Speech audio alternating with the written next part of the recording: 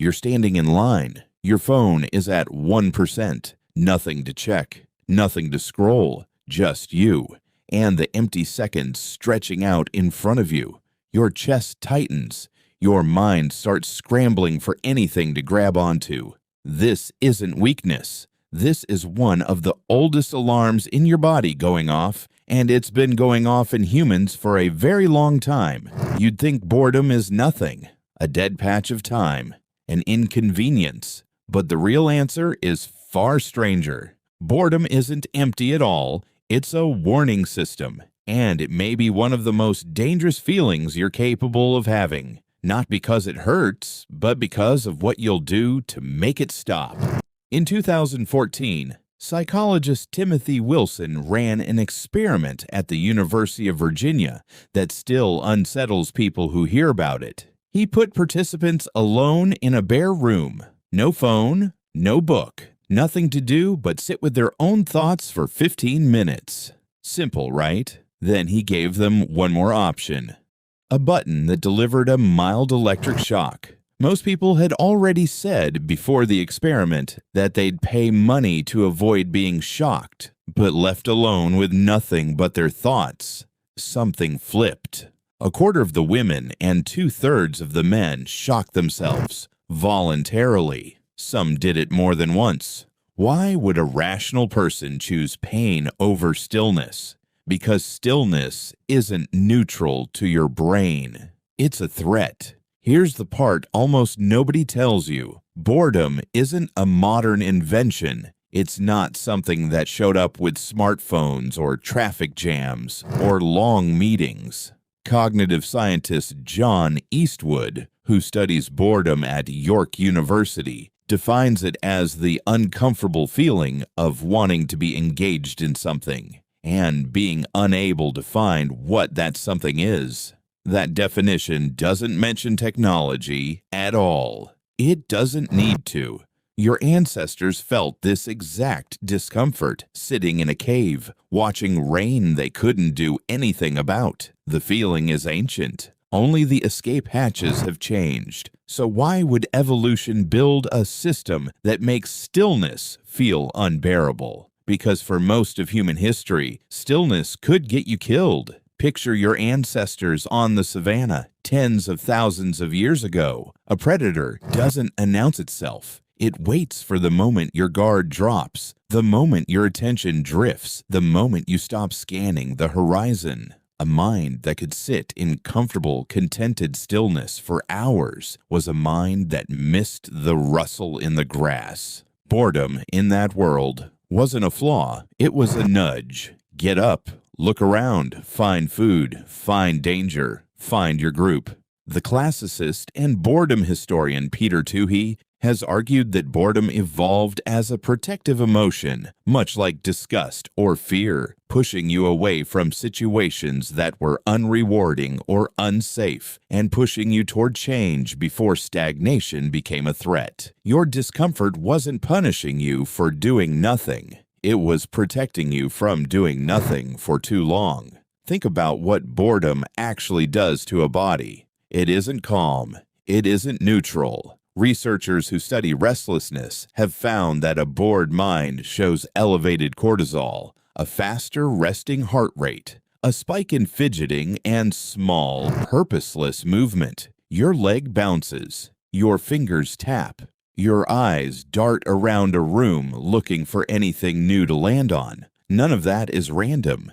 It's your nervous system trying to force a change in your environment, the same way it would if you were mildly hungry or mildly cold. Boredom isn't the absence of a feeling. It's a feeling all its own, with its own physical signature, built to be uncomfortable enough that you can't just sit inside it forever. And that discomfort had a very specific job on the savannah.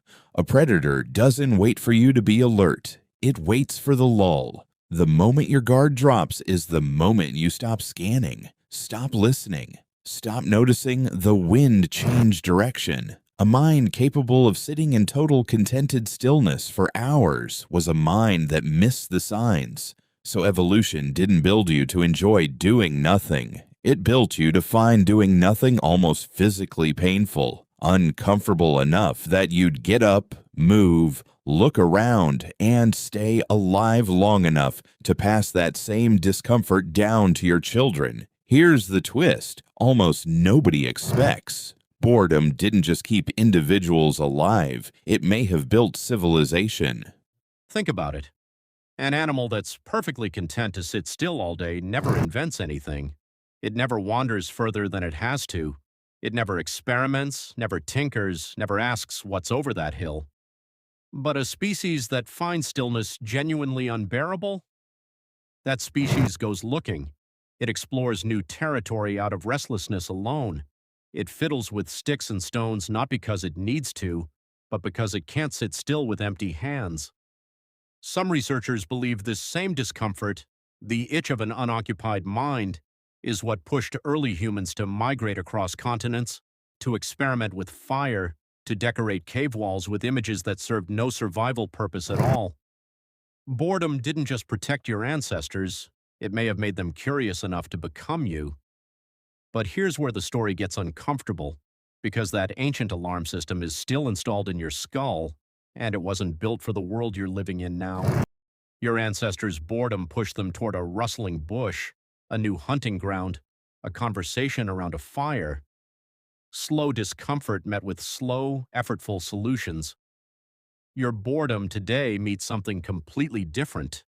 It meets a phone that can end the discomfort in under a second. No effort, no searching, no waiting. Just a flick of your thumb and the ancient alarm goes silent. Doesn't that sound like relief? It isn't. Because the alarm was never designed to be silenced instantly. It was designed to motivate you toward something meaningful, something that took real effort to find.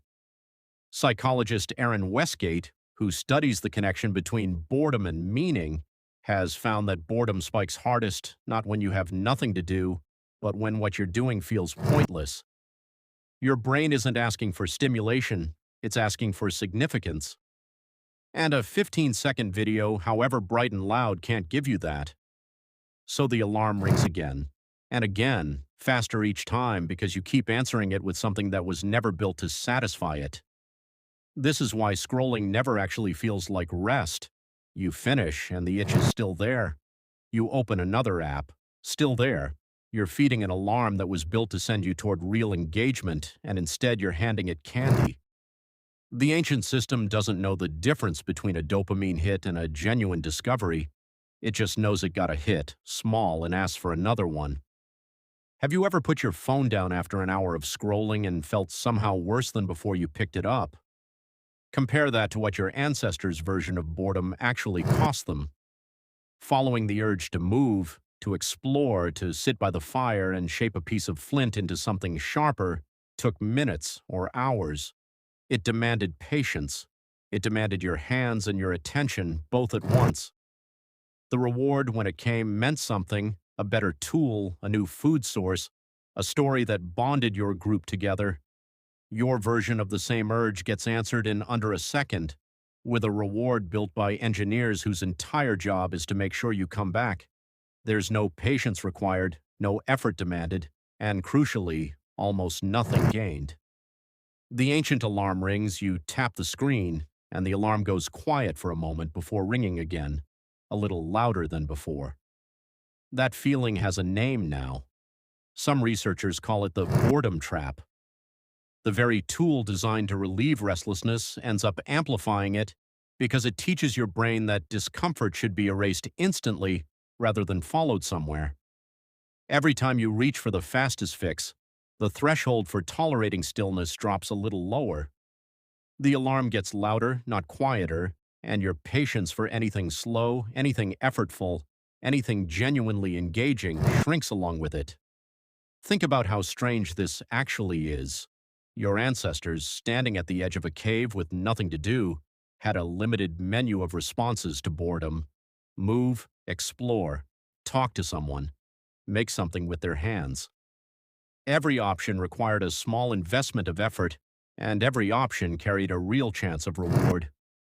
You, standing in a checkout line with a fully charged phone, have an almost unlimited menu, and nearly all of it requires zero effort and returns almost nothing. Somewhere in that gap between limited effort, high reward, and zero effort, low reward, something in your relationship with your own mind quietly broke. You didn't lose the ability to sit with yourself because you're weak. You lost it because you've spent years training the alarm to expect an instant answer, and instant answers, it turns out, were never the kind of answer it was asking for. So what do you do with an alarm this old, wired into a body that no longer lives in the world that built it?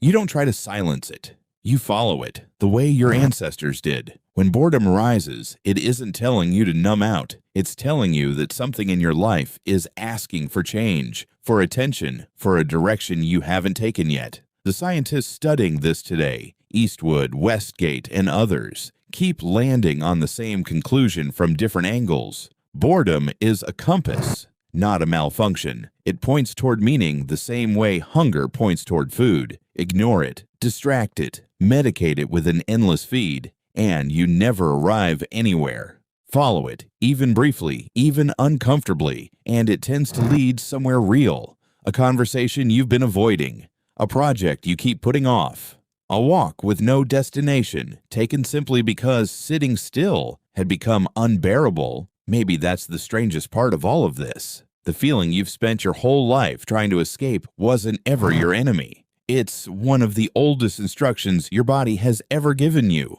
Older than language, older than fire, older than the idea of a village. Wait, doesn't that change how you'd think about it? You're standing in line again. Your phone is dead. There's nothing to check, nothing to scroll. Your chest tightens, the old alarm rising right on cue. But this time, you don't reach for anything.